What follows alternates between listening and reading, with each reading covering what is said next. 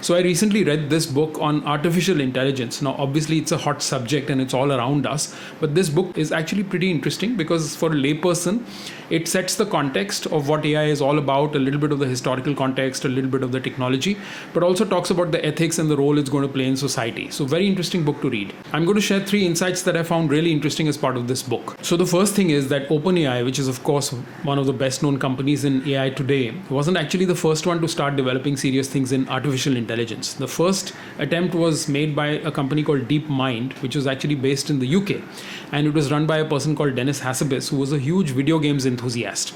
And he tried to train AI inside video games by playing video games, and that was his approach. ChatGPT or OpenAI took a different approach and had a more open sourced approach with real world data.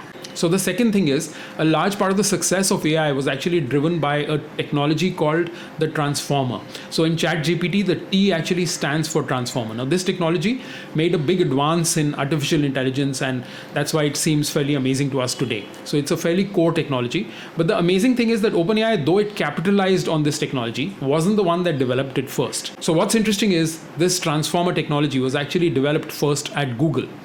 And they didn't use it because they were focused on optimizing the ad sales business, which is where their main cash was coming from. So they didn't end up using it first. OpenAI did, released it to the world, and got a great head start in the AI business. So the third thing is a really interesting theory or insight in the book, which is that all these theories of AI finally getting sentient and conscious, and all these science fiction scenarios that Hollywood movies have played out about it taking over, eliminating humanity and becoming a danger to humanity, are actually distractions from the harm that AI is actually doing today, because AI is only as good as the data it's trained on. And a lot of the data, because AI firms needed a lot of data, they actually went to data across social media sites and things like that, where there is no moderation of data. So you have a lot of biased data in terms of gender bias, in terms of racism and things like that. And all of that is incorporated into these models. And that is actually causing real harm in society today.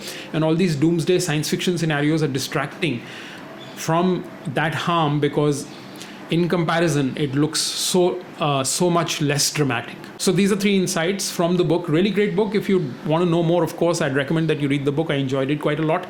What do you think are the biggest issues with AI today? Comment and let me know.